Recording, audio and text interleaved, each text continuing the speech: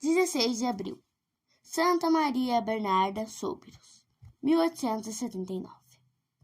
Em meio do século XIX, quando a perversa doutrina dos racionalistas movia a guerra atroz à verdade cristã e com o ímpio afã se esforçava de perturbar toda a ordem sobrenatural, Pio IX, de gloriosíssima memória, sob os aplausos de todo o mundo católico, definiu solenemente como dogma da fé a Conceição Imaculada da Virgem Maria. Essa proclamação do privilégio fulgidíssimo da Mãe de Deus, se ao mundo soberbo faz lembrar a lastimável ruína do gênero humano pelo pecado, de modo admirável exalta a graça da divina redenção, eleva as coisas superiores aos corações dos homens.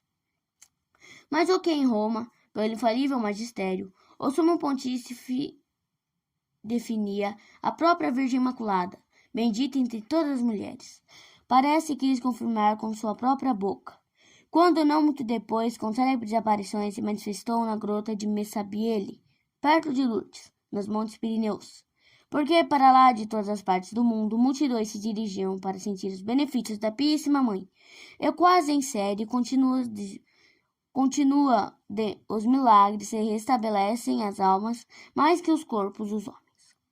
O mais admirável, porém, é que a Santíssima Mãe de Deus, para conferir aos homens tanto benefício e para confundir o que no mundo se julga forte, escolhesse um instrumento, à preferência de outros, débil, segundo a divina economia que São Paulo exata. Deus escolheu o que é fraco no mundo para confundir os fortes. Esse instrumento era Bernarda Soubirous, hoje caríssimo e celebrado no mundo inteiro, mas naquele tempo, quando apenas 15 anos contava, desconhecida de todos. Nascida em Lourdes, região montanhosa dos Pirineus, a 7 de janeiro de 1849, filha de Francisco e Ludovica Castrot, 2 dias depois foi batizada e recebeu o nome de Maria Bernarda.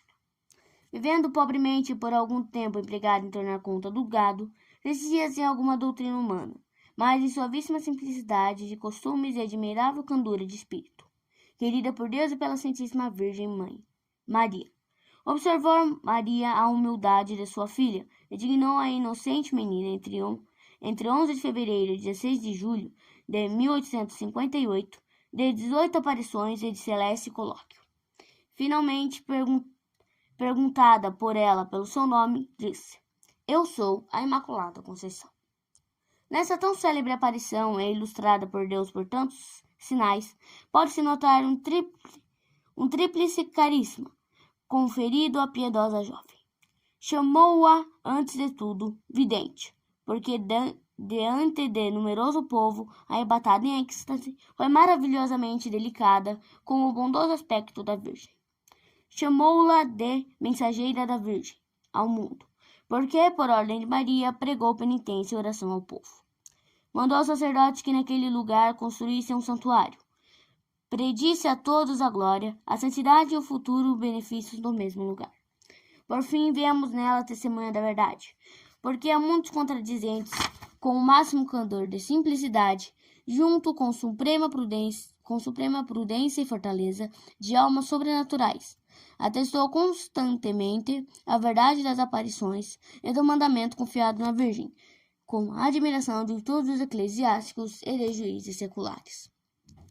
Todas estas coisas levadas ao termo por divino impulso por uma ignorante e inculta menina, Deus a leva longe para a solidão de um convento, e quase desprezada pelo mundo, preparou-se para as coisas as mais admiráveis, para que, pregada na cruz com Cristo, e com ele quase sepultada, atingisse profundamente na humildade a vida interior sobrenatural.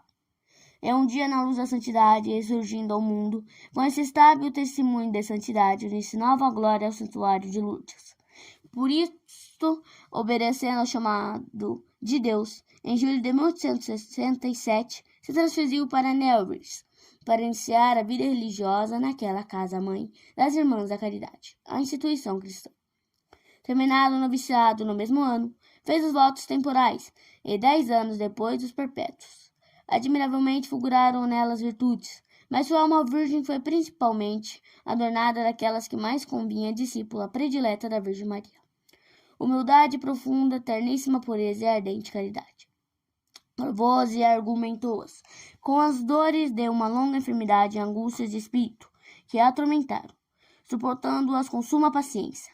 Na mesma casa religiosa, a humildíssima Virgem ficou até a morte, que, depois de recebidos os sacramentos da Igreja, invocando sua Docíssima Mãe Maria, descansou santamente em 16 de abril de 1879, no 36º ano de idade e do 10º de vida religiosa. Tendo ficado até esse ponto como debaixo do alqueire da humildade, com a morte tornou-se resplandecente a todo o mundo. Debaixo do pontificado de Pio X, em 1913, foi iniciado o processo de sua beatificação. Em 14 de julho de 1925, o Papa Pio XI lançou o nome da serva de Deus nos fastos dos bem-aventurados, em contemplação aos grandes e inegáveis milagres que Deus se dignou de operar por sua serva. A causa foi assumida em junho de 1926, elevada ao fim em 2 de julho de 1933.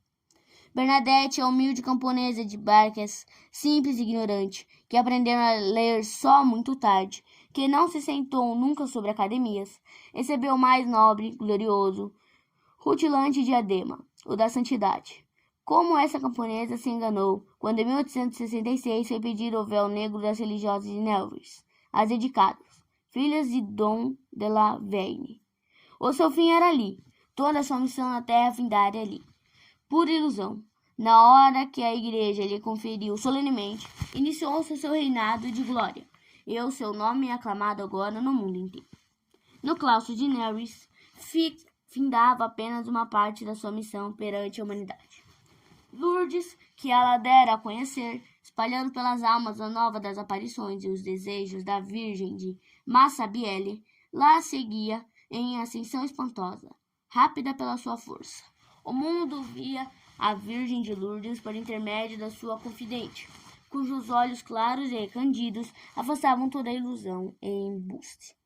Bernadette, cavando o solo com os seus dedos afiados, fazia surgir, pela graça da Senhora, uma fonte de água do milagre, o mais fecundo capítulo da sua apologética moderna. Recebeu um ministério novo, confiado a todos os santos. Cada um deles, porém, tem as suas características. As de Bernadette são a sua pequenez engrandecida pela força e pelo amor de Cristo. A sua condição humilde de ontem, elevada hoje, a de distribuidora de grandes lições ao gênero humano. Mostrou-nos ela a Rainha dos Santos. Hoje começa a ensinar-nos o Espírito da Santidade. Já não é o sobrenatural acima de nós, mas dentro de nós. Já nos não convida a irmos às bodas do gado e beber da água milagrosa. O seu apelo é para que vamos ao grande rio sacramental, onde as almas bebem a santidade. É para que consideremos como a humanidade se refaz, se nobilita, se sublima, modelada em Cristo. A sua voz dir-nos-á de futuro. Vede, homens pequeninos, materializados em gozos efêmeros, o que pode a ignorância, a humildade de uma camponesa iletrada, transformada pelo Espírito Santo. É talvez mais bela essa segunda missão do que a primeira. Depois de nos revelar a Virgem, mostra-nos o Espírito Divino, com uma diferença. É que a Virgem vimos-la através dos olhos dela. O Espírito vemos-lo nela própria.